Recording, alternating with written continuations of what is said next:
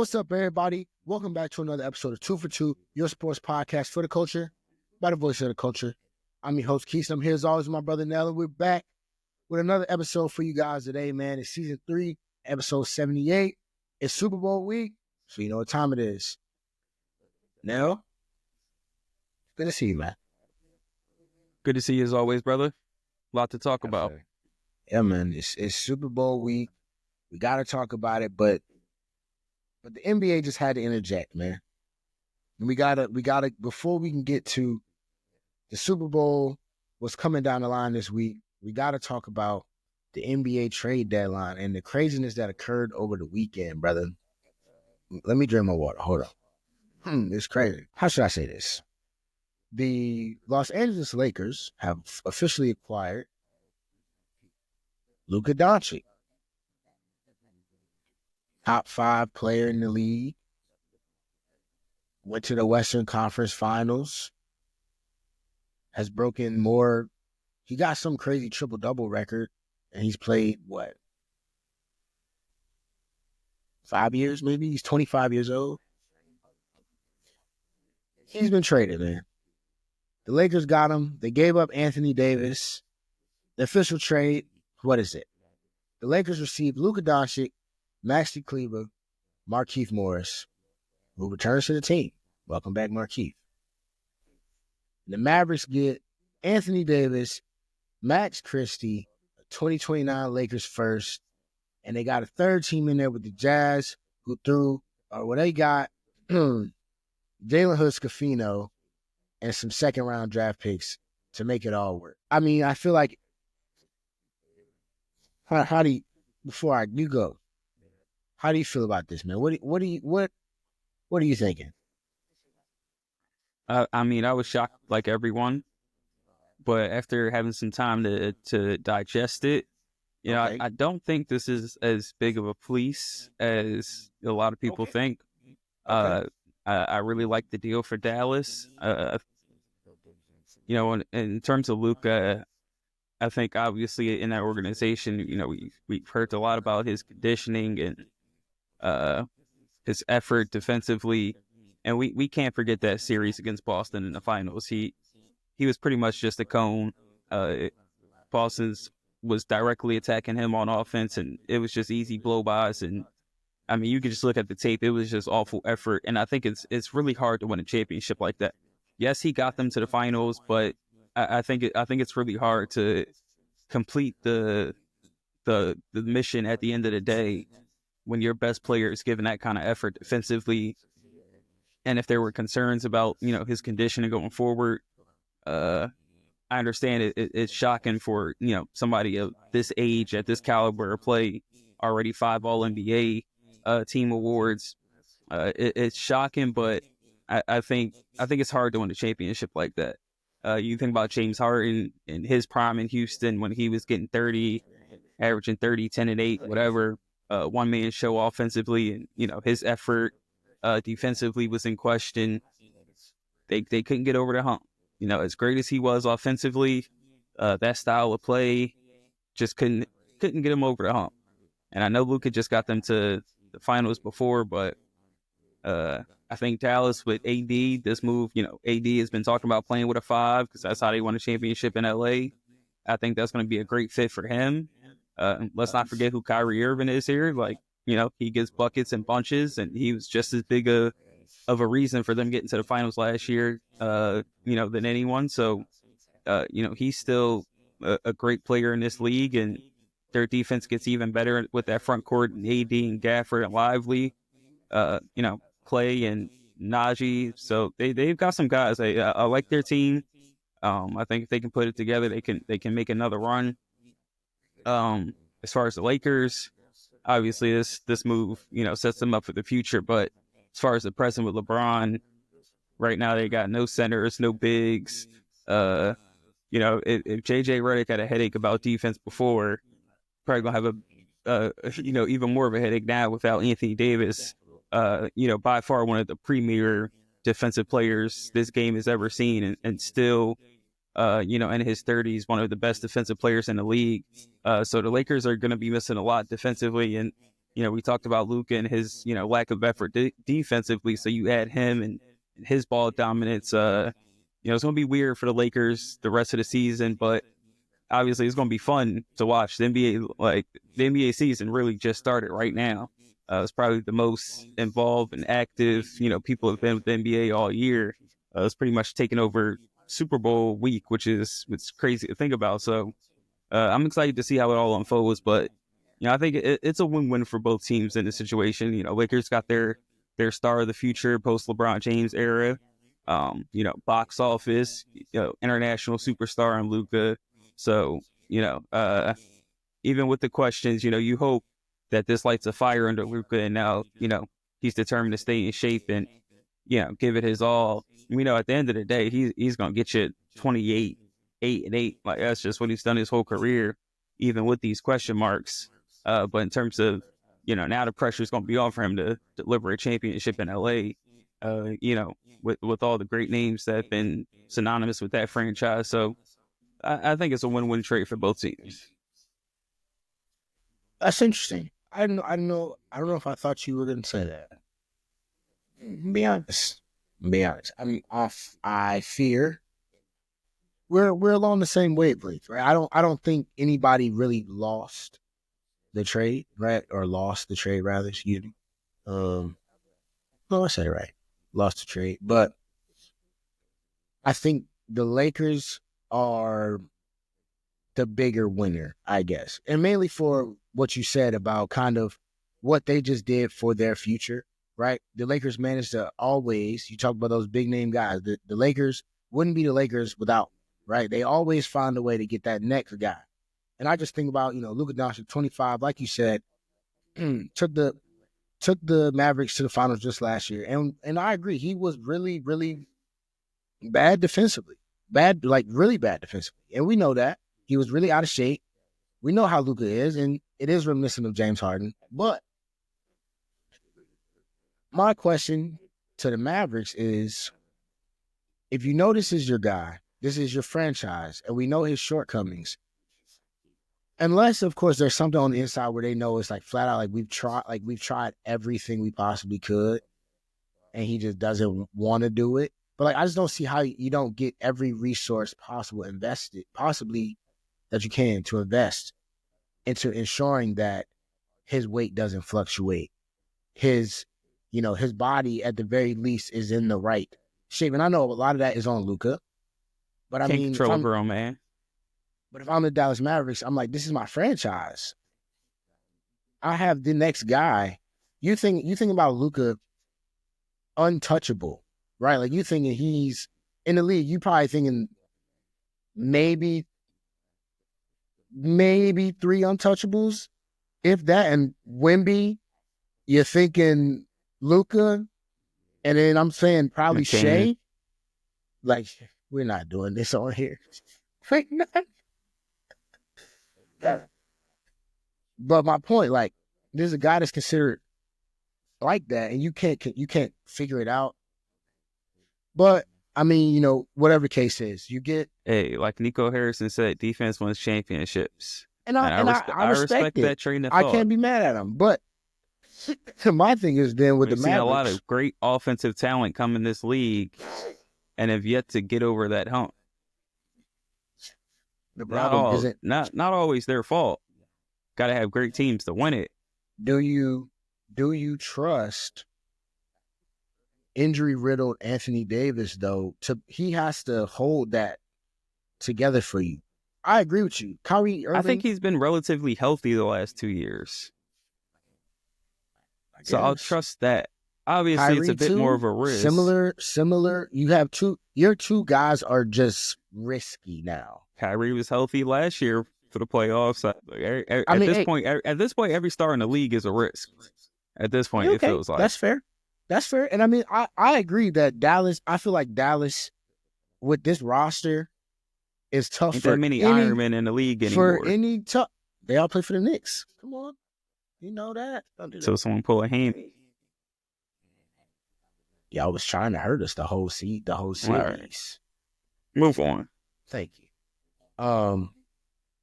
this Dallas roster is going to be tough for anybody to beat in the playoffs. Anybody. I agree. If they on, you got Kyrie and Anthony Davis playing at their peaks at the same time with the guys you got around them with PJ Washington, who has been ascending. You know what I'm saying? Without Luka, and that's part of it too, right? Luka's been hurt for so long, and you've seen this team, and you Harrison, you looking, you like, I mean, shoot, this look all right, you know, like it don't look like they've been playing well. So I'm not on the side of like Dallas is completely stupid. I just wish, I don't know, it seems a little weird to me. We'll ultimately get to see how it works out, but on the other side, I feel like the Lakers, you also have to make this move with some real intention behind it, right? Like something else is happening, right? Something else has to be brewing at this point. Otherwise, like you said, front court help badly. Yeah. Otherwise, you got my guy Jackson Hayes as your starting five, and then you got a rookie behind him, I think. Got Maxi Kleber. Not looking good. That's not gonna do it. That's not gonna do it. We already know what Jokic does to them, even when they and had that's AD. what I'm. And I had somebody was telling me, and they were like, "Oh, I'm not worried about Denver beating LA." I'm like, they had AD and had none for that man. And I'm like, I get Denver might even be kind of maxing out with this roster they have, but still, they beating the Lakers with as is. I hope the league holds them for ransom though. They trying to come get my boy Mitchell Robinson, maybe, but he's a Knick, so hopefully he stays that way. That'd be a good move for the Lakers. Do you think if the Lakers get a big though, say they add a Mitchell Robinson or Robert Williams even, does that catapult them to, we're expecting them to get to the finals? I don't know if I'm expecting them to get to the finals, but I'm expecting it to be extremely difficult for any team in the West to beat them 4 times if they have a legit rim protector. So you like the fit with LeBron and Luka together? I like it. I like it. I think, yeah, I think LeBron's the smartest basketball player. I don't think it'll be seamless, but I just think when you got 2 extremely high IQ basketball players like that, I think it could work. No, LeBron is a lot better playing off the ball than people give him credit for. He's smart because he's smart. And like you said, he likes to cut, and somebody like Luka, who is an elite level passer like LeBron, like Jokic, can make every pass on the court. I just think it's going to be hard for that not to work. What's difficult is defensively. Like we said, LeBron's getting up there in age. It's hard for him to, sit down every possession. And then obviously we talked about the question marks with Luka and his effort defensively at times. So really just perimeter defense. And then you got Austin Reeves out there who, he gives effort, but at the end of the day, you don't look at him as a stopper. So, you got 3 guys on your perimeter that, not really putting fear into anyone. LeBron James probably still be your best perimeter defender out of those 3. So, and at 40 years old, you can't expect him to, be locking down the best perimeter player night in and night out. So that's the only tough thing about them, and I think an Achilles heel that keeps them out of the championship picture this year. But like I said, you got to guard those 2 for a 7-game series. Good luck. Tough. Yeah, and I like it. I like it a lot. LeBron off the ball with Luka, screening for other guys, cutting, being that decision maker. You know what I'm saying? Off of a slip pass or off of a throwback from Luka. Anything. It's gonna be scary. You just increased LeBron's longevity if he really wants it. You know what I'm saying? If he really wants it. You know what I'm saying? So that's that trade, man. We'll see how it turns out for both squads. But we had another trade, man. The future of the NBA. This guy is point guard. The San Antonio Spurs. They add De'Aaron Fox. McCain. My bad. Go ahead, continue. Isn't he a point guard? Yeah. Or he's a combo. Anyway. He can play whatever. Honestly. Right. We'll see. The Spurs, they made a trade with the Kings. They added the Bulls in there as well. 3-team trade. De'Aaron Fox. There have been rumblings of him getting out of Sacramento. It has happened. He is going to the Spurs with Jordan McLaughlin. The Kings get Zach LaVine out of Chicago, where he was tired of being. I think LaVine is he's a California boy, so back home relatively. They also got City Sissoko, 3 first-round picks, and then the Bulls got Zach Collins, Trey Jones from the Spurs, Kevin Huerter from the Kings, and they got their own pick back from the Spurs. Crazy move, crazy trade. Do you like? How does this make you look at the Spurs and their trajectory now? Adding De'Aaron Fox to go alongside Wemby, and you didn't give up Sohan, you didn't give up Castle, you didn't give up Keldon Johnson, you didn't give up Devin Vassell. Spurs did something. I love this move for the Spurs. I think obviously I don't think they're going anywhere this season, but they've got the building blocks set, to contend for years to come. I wouldn't be surprised if they're in the Western Conference Finals within the next 2-3 years. I'm high on De'Aaron Fox. I think he's a really good player. Plays fast, can really, live in the paint. And when you got somebody like Wembanyama down there, just having another guard that can, put a lot of pressure on the paint, that's only going to help you. And obviously he can score in bunches as well. Had, I think, 60 something this year. Set a franchise record for the Kings in scoring this year. So I like the move. Obviously Wemby is, ascending into, one of the best players in the league, and pretty soon we all expect him to probably be the guy in the league.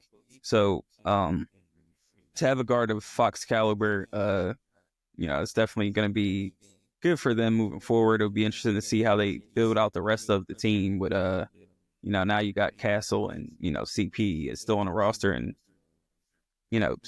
Fox being able to learn some stuff from CP can only help. So I like where the Spurs are headed right now. Yeah, it'll be good, man. It's gonna be. I love their potential. I mean, the main thing you said it, man. Chris Paul working with De'Aaron Fox. I think that's going to be big for this team this year. You said that they, you don't see them competing this year. I don't think they get to it. Obviously they're not coming out of the West, but another team out West that's going to make that playoff picture real. The West is going to be they're 12. They're 12 right now, but after this move, depending on how if they can gel, how quickly they can gel, they'll. I think they can definitely be in the play-in. I know they were still in the thick of things before the trade, but now I like their chances, being in that top 10 for sure. And De'Aaron, he's played in the playoffs. I mean, he has playoff experience as well, so that's going to be big for him. I love the move for Zach LaVine and the Kings as well. I don't think the Kings made out too bad in this, right? Zach LaVine's another one of those guys that's really a really good basketball player, right? I mean, solid pickup. The Kings are kind of where they are. LaVine needed to get out of Chicago, which is kind of why I said I like it for LaVine. He's back playing with DeMar DeRozan again. Those two guys playing off of Sabonis. Malik Monk gets to step into another role. Maybe he can be another one of those Kentucky guys that, with the right, it's his show now. Who knows what that could look like. So, it'll be interesting. And then the Bulls, I mean, I'm not really sure what they're doing, but they're existing in the NBA right now. So yeah, and right now they're the 10th seed. They're game or two up on my Sixers, so this trade definitely helps us secure that 10th spot. Nice. That's beautiful, man. I'm glad you're still hopeful. But we got to talk about the bowl. It's here. Pat Mahomes versus Jalen Hurts. Chiefs, Eagles, man. Right into it now. X factors for both teams, man. Who's your X factor for the Eagles? Who's your X factor for the Chiefs? All right, for the Eagles, I would say I'm just gonna take the easy pick. I'm gonna go Saquon. I do think as long as he has 100+ yards rushing, the Eagles probably gonna win this game. What he brings to this team, and when he's having those explosive plays, It just makes everyone's job easier. The defense is resting. And that's the great thing about him. He can, break off these 40, 60-yard runs, but, he can also, get the 4 to 7-yard carries that are, chewing up the clock and eating up a lot of time and having, long sustained drives. So, it's going to be a long day for the Chiefs defense to try and stop him. So, he's running the ball. He's taking pressure off of Hurts. He's keeping Mahomes on the sideline. So if 26 brings his A game, Eagles got a very good chance of winning this game. And as far as the Chiefs, I'm gonna go Chris Jones. He's gonna need to bring his A+ game. Philadelphia's offensive line has been great all year and run blocking. This is gonna have to be a game for him that he's gonna have to have his name called a lot. He's gonna have to have a big impact, and trying to help this run defense and containing Saquon and Hurts. So Chris Jones needs to have a big day for KC if they want to win this game. Hey, Saquon and Chris Jones. Those are pretty good picks, man. Pretty good picks. I actually have kind of like 2 for each team here. Okay. Didn't know we were doing 2. No. It's like 1 and then they kind of go together. I wanted to say my X factors for the Eagles is the Jalen and Jalen show. Okay. You see what I'm saying? Jalen Hurts. Carter and Hurts. Yep. Okay. At the end of the day, we know it has to be done. I feel like Jalen Hurts has to have a good game. Now, what that looks like, as we know, could mean a lot of different things, right? It could be he have to throw the ball 200, 250 passing yards, 2 touchdowns through the air. It could be control the clock, use your legs, whatever the case may be. But whatever it is, we need a big day from Jalen Hurts. All right? Simple as that. And then Jalen Carter, obviously, he's going to be the key to stopping this Chiefs offense, right? I think he's going to have to be the disruptor. Now, that whole pass rush is a, they're going to be the game breakers or decision, who decides how this game goes. But Jalen Carter, especially, being in the interior of that defensive line has been wrecking, getting to the quarterback, stopping the run. He's got the whole package. So, I feel like he's going to have a good game. He's going to have to be really, really on, make Mahomes uncomfortable. All right. Chiefs side, simple. Travis Kelce. Keep it easy. You know what I'm saying? I feel like the Eagles, since Kobe Dean has been out, they've given up 2 straight pretty good performances to tight ends. Tyler Higbee had a pretty good game against them. I think he had like 4 catches, 50-some yards or something. And then Zach Ertz, he had 100 yards receiving, just now against Philly prior to getting to the Super Bowl. So we know what kind of guy Travis Kelce is. We know how he performs in the big games. We know he's Pat Mahomes' security blanket, right? And I feel like if he has a big game, if the Eagles can't stop him, Oren Burks has been getting picked on. I love Zach Bond, but Oren Burks has not been able to fill in as great, for the Kobe Dean. So we'll see. We'll have to see. So, keys to the game, man, for both teams. What's the key for the Eagles to win this thing? Win up front. Run the ball, continue to be efficient on third down. Don't change the script. You got here running the ball, playing sound defense. Trust the game plan, trust your playmakers, and a pretty good chance of coming out here with a Super Bowl. I feel like you like the Eagles in this one, man. You'd be surprised. Some sounds like you like Philly. Yeah, we gave it away. You just the last 2. You just keep making it seem like it's just gonna be an easy game. I didn't say that at all. No, you just like, yeah, they do that. They should win this. It should be fine. Just saying, Saquon go out there and rush for 150, man, and I don't know what you're doing. Just saying. I'm not sure. I don't know about you. Hey, ain't my team. What about the Chiefs? Went on first down. Avoid 3rd and short, 4th and short at all costs. Pretty much book it as a first down for the Eagles if they're 3rd and 1 or 4th and 1 and shorter.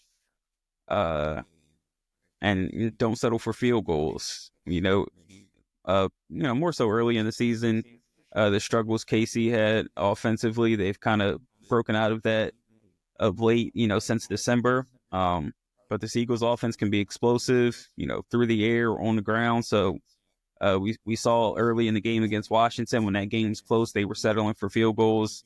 You saw the Rams settling for a lot of field goals in that game and these close games. And, eventually the Eagles are going to break off a couple of explosive plays. So you need to be, prepared to score in the red zone and, try to keep up with them because, they can put up points. So I think if the Chiefs do that and, they keep it close in the fourth quarter, always trust Patrick Mahomes, over pretty much anyone except Tom Brady. Okay, you volleying back to the Chiefs side. A little bit. I see what you're doing.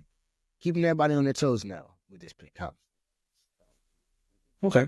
Well, I feel like, keys for the Eagles, get Saquon going early, right? I feel like whenever we've seen the Eagles struggle in games or make games harder for themselves, it's been because, why aren't we running the ball?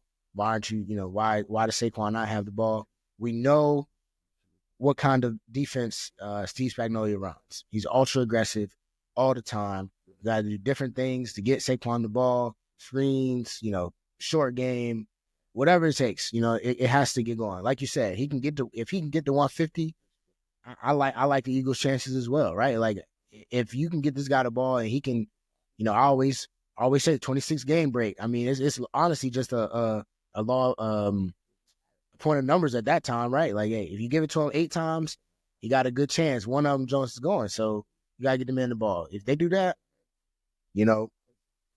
like I said, I like their chances.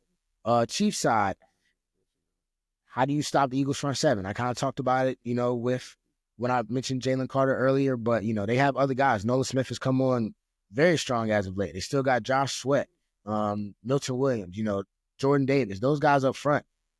And this Chiefs offensive line has a tendency sometimes to, hey, we're gonna see a lot of Pat having to run around, right? So, even you look, why did the Chiefs lose the Super Bowl to the Bucks? They couldn't pass protect. So, and this is the Eagles offense that we talked about. If they get the ball and they control clock, they get in those 3rd and 1, 4th and 1, you can go ahead and kiss it goodbye. It's gonna be a first down time and time again. So, if you have Pat Mahomes running for his life, you can't protect him. You giving the Eagles the ball back, you're gonna be in trouble. All right. Another question though for you, Nell.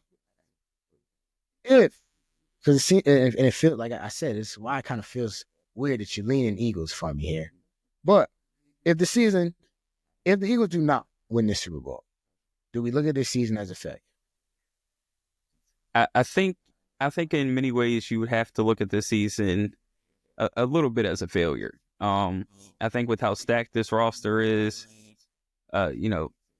especially in the NFL, these windows open and close a lot faster than you think. I know they've got a lot of youth on their side, so I definitely see them contending for years to come. But they shouldn't think that this roster is going to be the same for years to come. Can't expect that guys will be this healthy for playoff runs to come. It's extremely hard to win a Super Bowl. A lot of guys on that team were fortunate to get there 2 years ago and to now be back. You got to be able to finish off the job. So for Sirianni and Jalen Hurts to get back here again, like I said, the window is a lot smaller than you think. Health plays a huge part. So don't think that time is on your side. The time is now for them to capitalize and win this Super Bowl. And if they don't, I think this season is a failure. I don't know, man.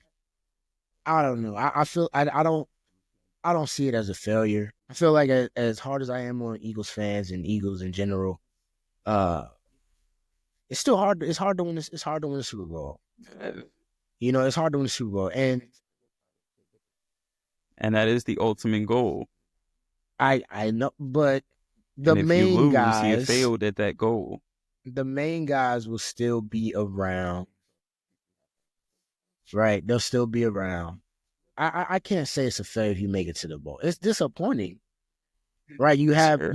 You have probably the best roster in the NFL. I say it. I think it is, right? Top to bottom. You've been here before, Most certainly. right? Your expectation is this, though.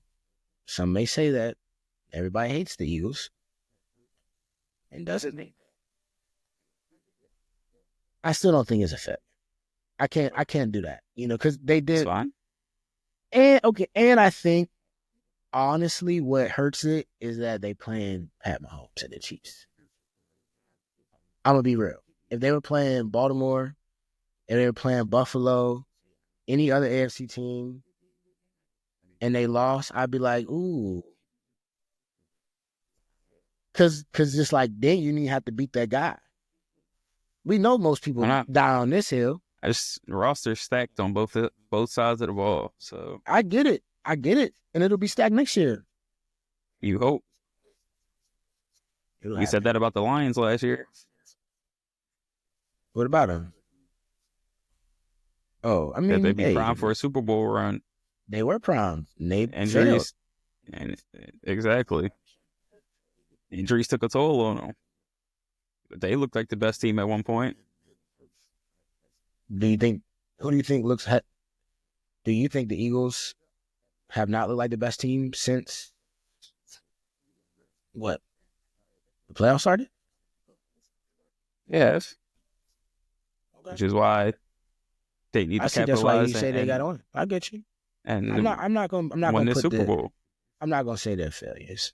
They're the healthiest team and they're the best team on paper and on the field. Sounds like you leaning that way.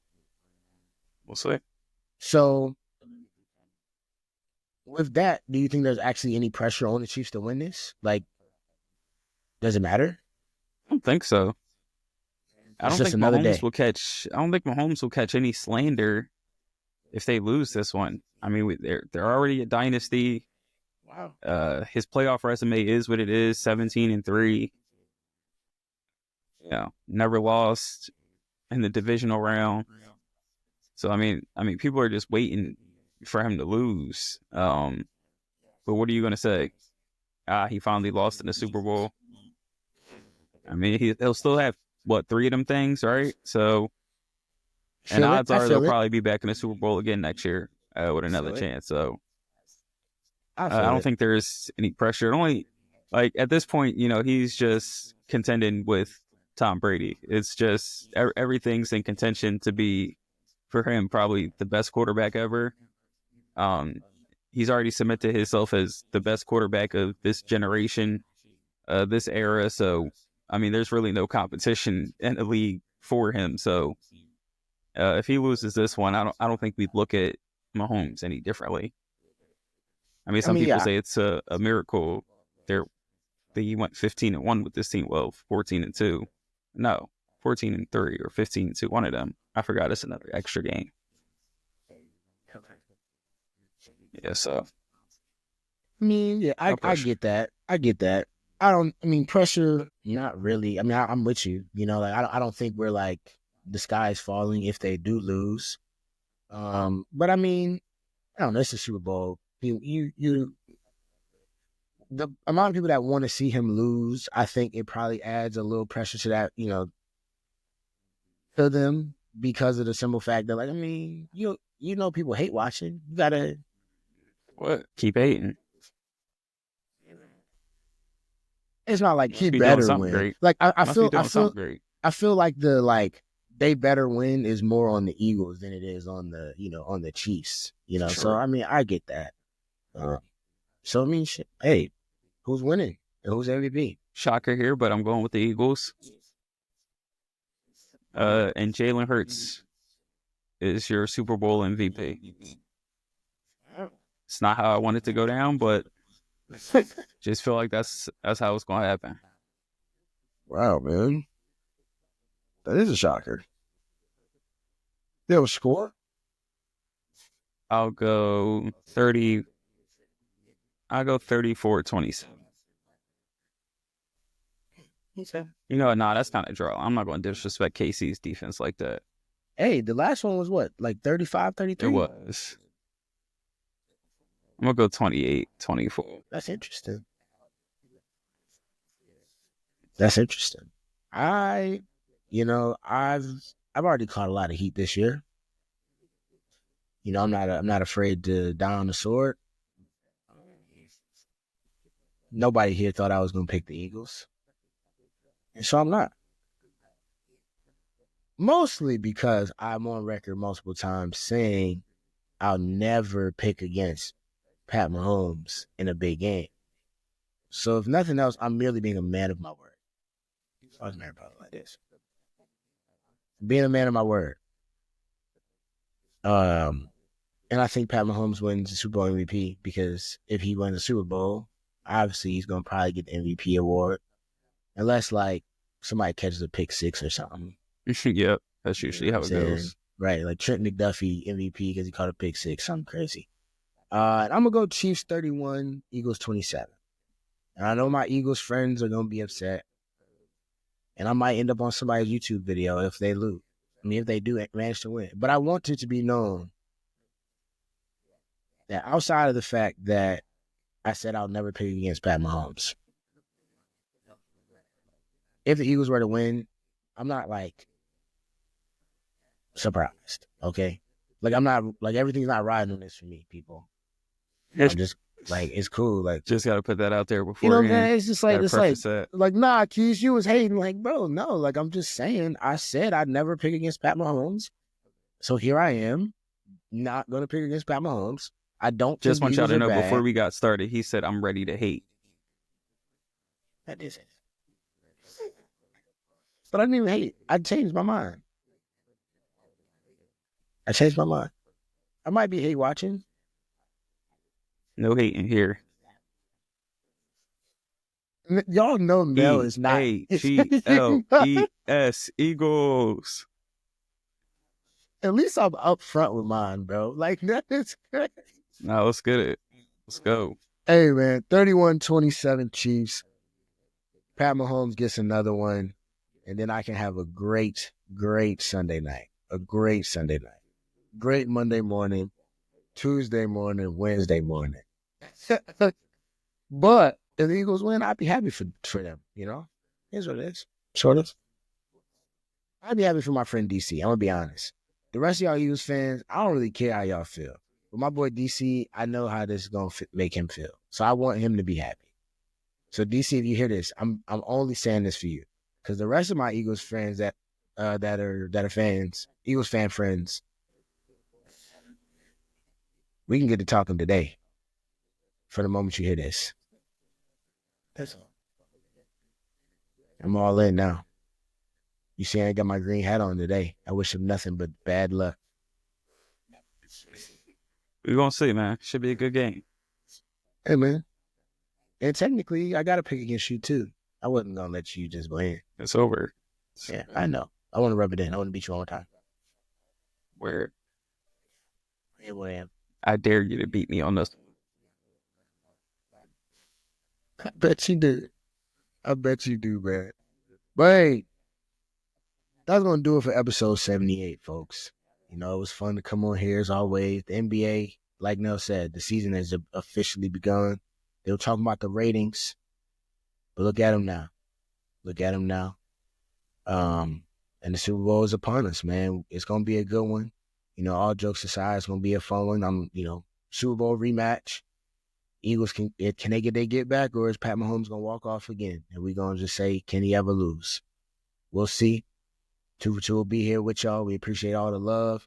Continue to show it on Instagram, Twitter, TikTok, YouTube, Spreaker, Spotify, Apple Podcasts, the whole shebang. Y'all know the deal. We appreciate y'all as always. Like I said, season 3, episode 78, 2 for 2, Keith and Nell. We out.